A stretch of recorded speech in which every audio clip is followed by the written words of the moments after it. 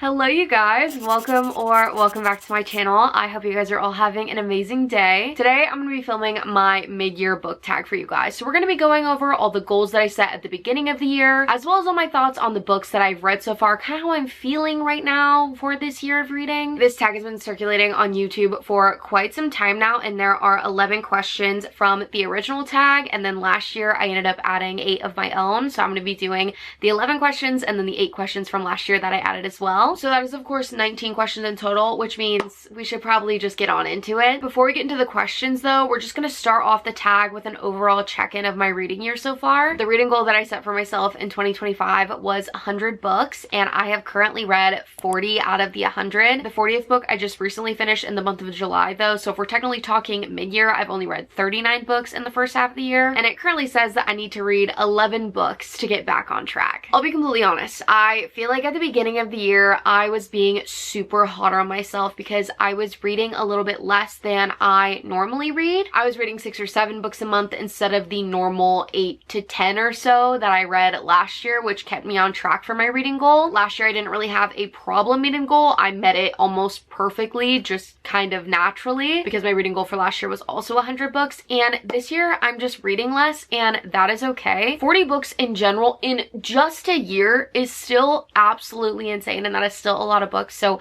I'm still really happy with that and still really proud of myself. And I've talked about this a little bit on my channel in a few different videos, but not that I've been in a book slump, but I just haven't really been reading books that I feel like are almost meant for me. I've been liking the books that I'm reading, I've been enjoying them, but there haven't really been a ton of books this year that I have just really loved. And I think sometimes whenever I feel that way, not that I don't love reading anymore, because I still do, I still absolutely love reading, but I feel like my want for reading is just going to ebb and flow, and I am just glad in general that I haven't hit like an absolute book slump where I haven't been reading anything. So that's kind of how I'm feeling right now with my reading year. I will say there have been a lot of books that have really sparked my interest as of late that I'm really excited to read, so I'm really hoping that it can turn this year around. As for the questions that I'm about to answer, I tried my best to only pick a book once for an answer. There might be a few repeats in here, but I tried the best that I could. With that being said, let's go ahead and get into question number 1, which is the best book that I've read so far in 2025, and that book is The Great Alone by Kristen Hanna. I feel like this book changed me in so many different ways. This book is following our main character Lenny, and her parents end up moving to Alaska to live off the grid. It's also a historical fiction set in 1974, and her dad was in the Vietnam War, and it kind of changed him for the worse. There's a lot of things in this book that are very hard to read. I feel like the struggles that they not only go through having to live off the grid for the first time, especially back in the 1970s, but also the struggles that they face within themselves and within each other as a family. I feel like in the past, something that I have said over and over time and time again is that I don't like a character-based book. I think I was wrong. I don't think that's true at all. At least not anymore. Because this is so incredibly character-based. There's not like a specific plot structure or anything specifically to move the plot along.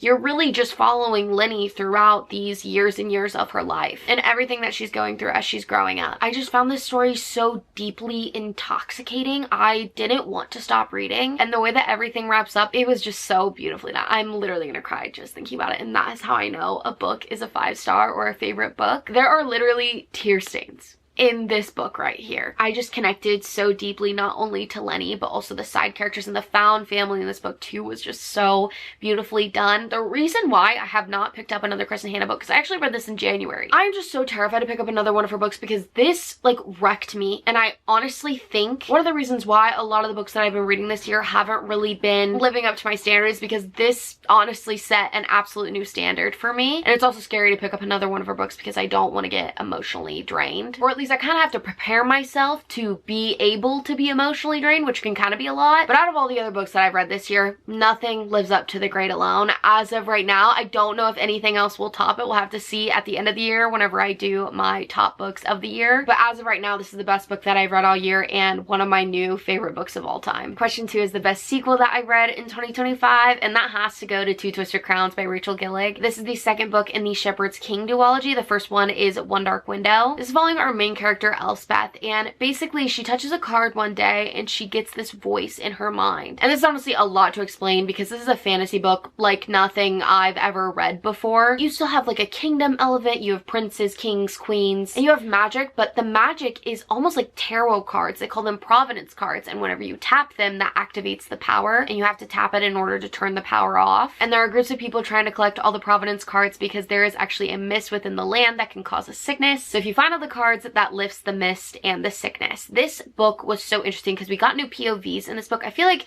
anytime you add more POVs to a second or third or whatever book in a fantasy series, I'm just gonna instantly love it more than the first one. A lot of times in the first one, honestly, I only want 1 or 2 or 3 POVs because it can be a little overwhelming trying to learn all the characters and the world and the magic system, all of those things all at once. But once I get to the next books, I need more, especially whenever I'm really loving everything about it. This is also more of a gothic fantasy, so not only is the magic system completely different, just the atmosphere, the way things are described, it's just a little bit eerier, and I really enjoyed that. It was a lot different than every other fantasy book that I've ever read, which is something that I feel like I'm wanting a lot more of, especially the more that I read fantasy. This duology is just so excellent, and I feel like it gets hype, but it does not get enough hype. Like, you need to read this if you haven't yet. Question 3 is new releases you haven't read yet but really want to. There are so many new releases that have come out this year that I have been so excited to read, but it's also hard whenever I have a whole TBR cart of books that I'm really excited to read that haven't come out recently.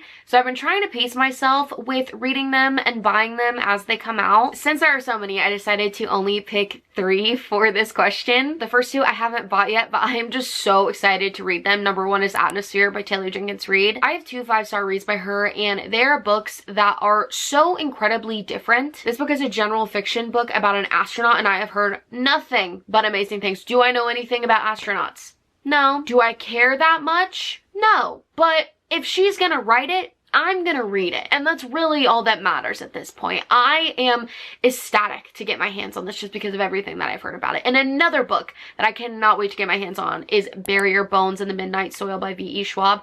I have yet to read a V.E. Schwab book. I don't know why, it just genuinely has not happened yet. All I know about this one is that it's about lesbian vampires. Sign me up. I love anything about vampires. I just find it very interesting. The Vampire Diaries was one of my favorite shows growing up, of course. I mean, how can you not be a Twilight fan? So I am really excited to get to this. Heard amazing reviews about this book as well. I'll probably wait until more of like the fall time, although who knows? Maybe I'll be in the mood for it now. I've really enough been in a fantasy mood right now, so I might go pick it up very soon. But this just sounds like such a perfect fall atmospheric read. As for Atmosphere, I'm not exactly sure whenever I'm gonna buy it or read it, but I'm really excited for whenever the time comes. And then the third book I have, actually, because I really wanted this exclusive edition because it is so stunning. This is the Barnes exclusive of The Night and the Moth by Rachel Gillig, and yes, I did just talk about one of her books, and that is why I'm so stoked for this one. This is the first book in the Stonewater Kingdom. I don't know. It just says book 1. I don't know if it's going to be a duology, trilogy, or whatever. These sprayed edges are absolutely stunning. Like, are you joking me? Goes into the front. Also, the way it just, like, shines, too, with the blue. Love that. And then this is what the actual hardcover looks like. I just love a pretty book, and I know I'm going to devour this the second that I am in the mood for it. This, I believe, is also more of a gothic fantasy, which I'm really excited for. It also sounds a little bit more unique, like the Shepherd's King duology. I believe this is about a prophetess, and then there's one knight that comes and she can't see into their future, so she's really intrigued by them. I'm not sure exactly the whole story, but I'll be completely honest, when it comes to fantasy books, I don't really like knowing everything that's going to happen. Meaning, unless I'm going to a bookstore and I'm trying out a new author, or specifically trying to find a book that I haven't heard anybody talk about or isn't by an author that I already love, I'll read the description to see if I'm gonna like it. But with this, I want to go in completely blind because I love being able to fully go through in a fantasy completely blind. I feel like it just adds to the experience and makes fantasy books that much more fun. There are so many other new releases that I'm really excited to read, but these are probably my top 3 at the moment. I also feel like it's kind of slowing down a little bit for the rest of the year. I feel like the first half of the year was absolutely insane for new releases, but I also feel like the second half of the year's releases don't really get released until around now, so I'm excited to see what other books are coming out because there's only a few that I really know about right now. And speaking of new releases, question number 4 is my most anticipated release for the second half of the year, and that has to be Alchemy of Secrets. This is by none other than Miss Stephanie Garber, and it is coming out on October 7th. I am so excited for this book. She wrote the Caraval series and the Once Upon a Broken Heart series. Didn't really love Caraval series. Loved Once Upon a Broken Heart. This book is actually her debut adult novel, and I'll be honest, I don't really want to read the description because I don't want to give anything away for myself, but I am just so excited. I love her writing. It's so fairy tale-esque. I wonder if it's gonna kind of be like that in this new series since it is adult, and I'm not exactly 100% sure if it's kind of following the same thing that she was doing before. I am a little disappointed we're not getting a book of Castor and Lala from those series. I just feel like that would have been a really great spinoff series, but I mean, she already did a spinoff series from the original Caraval series, so it's fine. Maybe I'll get that someday, a girl can dream, but I'm really excited for her new book. Question number 5 is my biggest surprise so far of the year, and that has to be On a Quiet Street by Serafina Nova Glass. This is a mystery thriller and is my only ever, so far, at least in my reading journey, 5-star mystery thriller. This book is following 3 women who all live in this small town in the same neighborhood. This is almost like I was watching a soap opera in a way because there was just so much drama going on. It just absolutely kept me on my toes and wanting to read more and more. Also, you guys know I do not do scary. Absolutely not. We don't do that here. So this book was like the perfect balance of adrenaline rushing and thrilling and wanting to read more without absolutely scaring me and keeping me up at night. Question number 6 is my favorite new to me author this year, and I have to say that it's Kristen Hanna. I know I've only read one of her books, but truly it was life-changing, to be completely honest. Like, her writing is just so well done, so dynamic, so bingeable, even for a long book. I am just scared almost of the way that her writing makes me feel, and that's why, again, I've been putting off reading another book by her. I am so excited to eventually read all of her work over the course of my life. I literally cannot wait. Actually, scratch that. Again, I can wait because I don't know how often I'll be able to handle the emotional turmoil of one of her books, but looking forward to getting to all of them eventually. Question 7 is my newest fictional crush, and I actually have 2, and they're both for very different reasons. We have Jack from Summer Romance by Annabelle Monaghan. He just had me kicking my feet and giggling. I thought he was so incredibly funny the entire book. Was some of the stuff that he did outlandish? Yeah, but it was just hilarious to me. I was in the perfect mood for it, and I just really enjoyed him and his personality. He was just very flirty and fun, and I liked him a lot. And then the second one, I actually read both of these books in the same video, which is kind of funny too. My second newest fictional crush is Miles from Promise Me Sunshine by Cara Stone. The way that he cares for our main character Lenny in this book is just so beautiful. He is an acts of service king. He just genuinely cares so much for her and sees her and really tries to understand her and just get her, and I just really appreciate the way that he showed up for her in this book. So these are my new book boyfriends so far this year. Number 8 is a book that made me cry.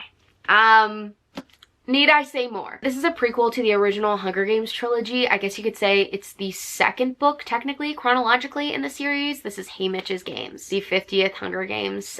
I felt like this entire book was just absolutely ripping my heart out. Reading not only about Haymitch and what happened with him and how he came to be the way he was in the original trilogy, but also reading about what the capital and the districts was like 24 years prior to the original trilogy was really interesting to see, almost like the progression to where we were at in this book to where things eventually went with everything. Haymitch's story is so tragic and so sad, and I feel like already having such a connection to this character really made going back and seeing his full story that much harder to read, but I just couldn't put it down. It was such a good book, and I was crying so many different times throughout. I'm literally tearing up right now. I know a lot of people have different opinions on prequels. I personally think that they're definitely never necessary, but this is something that I feel like as a huge Hunger Games fan I have wanted for so incredibly long, and this one felt like it definitely wasn't necessary, but it was important. It was important to me. It was important what Suzanne just had to say in general, and I will just forever keep on reading this series no matter how book she comes out, because it's just so well done. Dare I say her best work. Question 9 is a book that made me happy, and I chose Beg, Borrow, Seal by Sarah Adams. This was just such a fun rom-com. This is in the Rome, Kentucky interconnected standalone series, so they're all set in this same small town, and we're following following Emily and Jack, and it's dual POV. They're both teachers and it is the summertime, and Jack ends up moving back, and they were kind of rivals in college and also at the school, and they hadn't seen each other for a while, but now he's coming back to teach at the same school as Emily again. This book was just so fun and flirty, had such great banter, and I feel like there were also definitely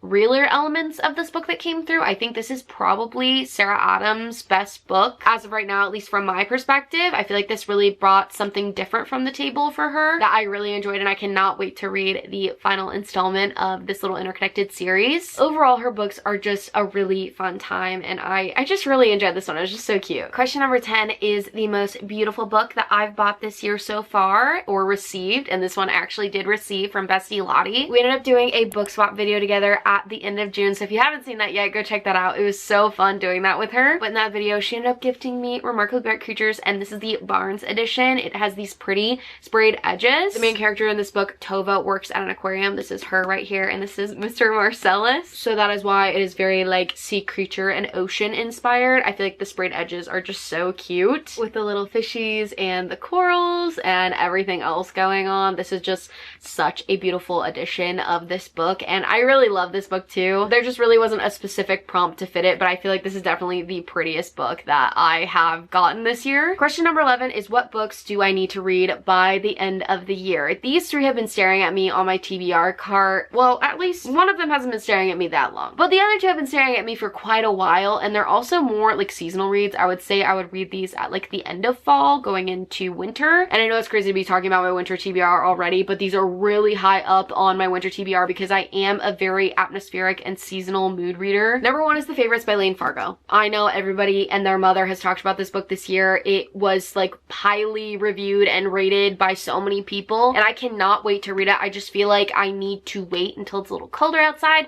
This is about figure skaters. People say it reminds them of Daisy Jones and the Six. I've heard amazing things about the audiobook. I just feel like it is not the right time to read it, since during the winter time I didn't end up reading it, but I cannot wait to get to it. I'm really excited to. The next one is The Invisible Life of Addie LaRue by V.E. Schwab. Another V.E. Schwab book on this list, but I have to read it. My friend Brooke gave me this book for my birthday, I think my 23rd birthday, and I'm 24, so I've almost had this book for 2 years. Okay, we're not gonna go that far. I've had this book for about a year and a half now, and I just haven't really had the chance to grab it yet. Haven't been in the exact mood for it, but I really want to read it this winter. And the last one is Beartown by Frederick Bachman. I want to read the whole trilogy sometime this winter. I have heard amazing things about these books and about Frederick Bachman's writing in general, and I cannot wait to get to this series. Those are all of the original questions from the book tag. Now getting into the 8 that I added last year, starting with number 1. What books do you want to reread this year? At the beginning of the year, I actually reread Happy Place by Emily Henry, one of my favorite romance books of all time. And then in the month of June for Pride Month, I figured it was the perfect time to reread the first Heartstopper volume. So I reread both of those, and I was really happy with my choice to do that. I feel like I'm not a huge rereader, but if I really love a book, I will get to rereading it eventually. I really do want to reread either Beach Read or Funny Story sometime this year. I don't know if it'll be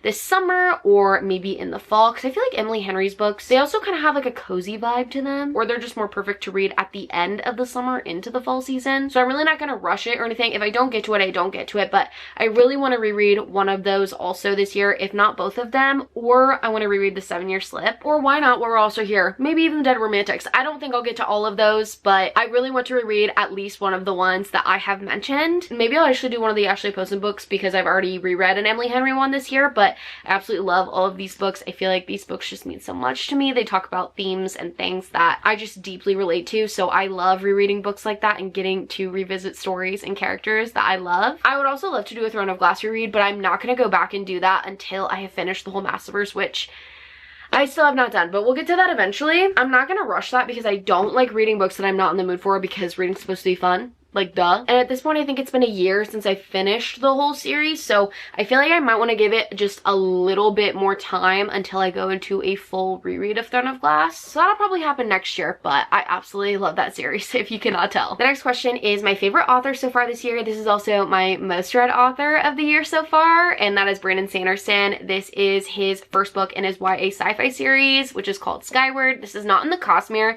but I feel like this is a perfect way to not only get into his writing, but also a good introduction into the sci-fi genre because it's not too hard to understand because his writing is so bingeable and easy to understand. I swear I was so scared of reading his books for so long because so many people love his writing and he writes more high fantasy, and I was like, okay, I gotta work myself up to that. But honestly, just reading his YA sci-fi series, and my brother-in-law and one of our friends have been reading his Stormlight Archive series too, and those are like the thick books that he has. They have been absolutely loving them, and they say that his writing is super bingeable. I say that his writing is super bingeable, and I've been reading YA and they've been reading high fantasy, so we've had two totally different experiences, but also the same experience, if you know what I'm saying. I really love his writing. I cannot wait to read more by him. I'm hoping to read Mistborn sometime this year and really dive more into his work, but I've just been really enjoying his writing and how easy it is to consume, and it's kind of a breath of fresh air because you don't have to get used to writing and also learn about the plot and also learn about the world building and the magic systems or the way that everything is working up in space, you know, all that good stuff with sci-fi things. It's just really straightforward and sometimes a little silly, but I do enjoy him a lot. Question number 3 is books that I have been putting off. There are many, but I feel like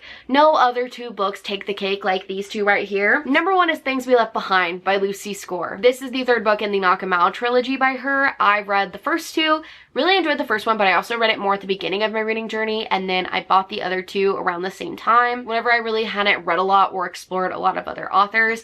I feel like as of right now, I'm not sure if either Lucy Score is in my taste or it's just been a while since I've read one of her books. So I just really need to give this one a chance. I've heard a lot of mixed reviews about it too, so I feel like that's why it's been swaying me, but I also really want to finish the series, and also it's not like I'm married to this book. Like, I can literally read 100 pages and just DNF it. I need to get better at DNFing books, but I'm just really nervous about it.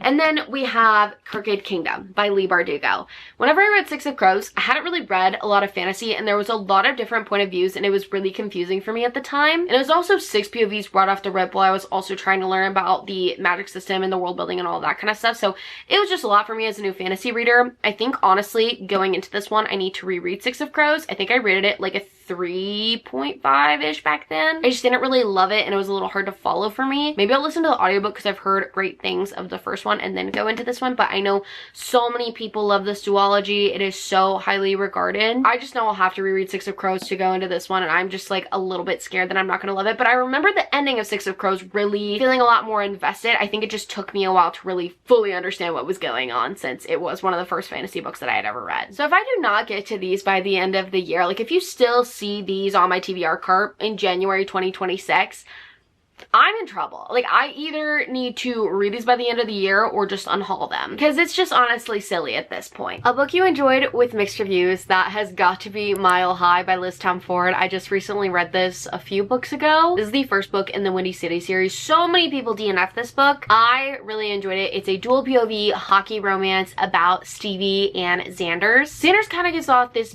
bad boy player persona that really honestly isn't who he is, but that is the persona that he gives off to the public, and Stevie is a flight attendant for his hockey team. So they end up seeing a lot of each other throughout the hockey season, getting to know each other. I really related to Stevie with a lot of struggles that she has throughout the book, specifically with her body image. I feel like it's decently rare in a lot of popular books to have a female main character that isn't called tiny or small or whatever, which honestly that icks me out in the first place, but being able to relate to her on a ton of different levels with that was definitely something that I feel like I've never fully experienced in a book before, and I really enjoyed her insight on that because I could relate to it so deeply. With this book too, I was rooting for the characters the whole time, and I liked them each individually, but I absolutely loved them both together, and they just make so much sense together. I was rooting for them the whole time, and I personally really enjoyed it. So this is your sign to definitely give Mile High a full chance, or maybe if you did DNF it, go back and give it a read, but I highly recommend giving it a full chance because this book definitely deserves that. There were also quite a few tropes in here that aren't my personal favorite, but I feel like they were done in a way that I really enjoyed. So I'm really excited to continue the series. Next is a series you want to finish before the end of the year. You know, preferably, I would like to finish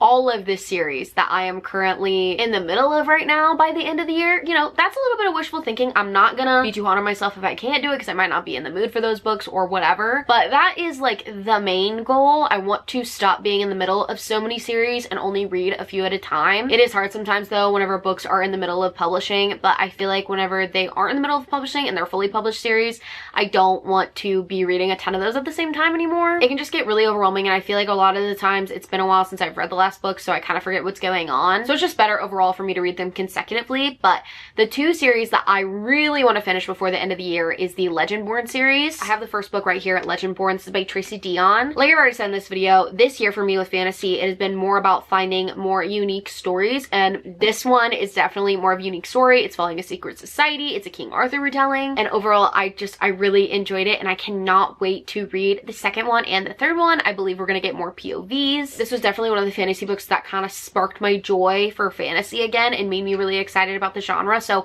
I really want to finish this series coming up this fall and winter. And again, there are so many other series that I want to finish, but The Naturals is also really high up on my list. This is a YA mystery thriller series, and it is explained as YA Criminal Minds. That's just what everybody says is the best way to explain it. I really enjoy these. They're great palate cleansers. These are by Jennifer Lynn Barnes. I read the first one in October 2023, so it's almost been 2 years, and I just read the second one I think like a month or two ago. The third one is currently on my TBR, and I don't know when I'll get to the fourth one, but I'm really hoping that I will finish that series sometime soon because I really enjoy it and I want to stop putting it off. I also have the Skyward series by Brandon Sanderson. I have one novella and one full book left to read, but I kind of know for a fact that I'm going to finish that. The other two, I have a few more books to get to, but I'm really excited to finish this series as well. A 5-star prediction for the rest of the year. I only picked one for this, and that is Firefly Lane by Kristen Hanna. I already talked a lot about Kristen Hanna in this video, so you guys know my feelings about her writing. I have heard nothing but amazing things about this book. It's also on my TBR for the month of July, so I'm definitely going to be getting to it very, very soon. This book follows a friendship over the course of like years and years and years, I believe, and I think the idea of friendship and the way it changes over a long period of time is just such an interesting thing to read about and one of my favorite things to read about, so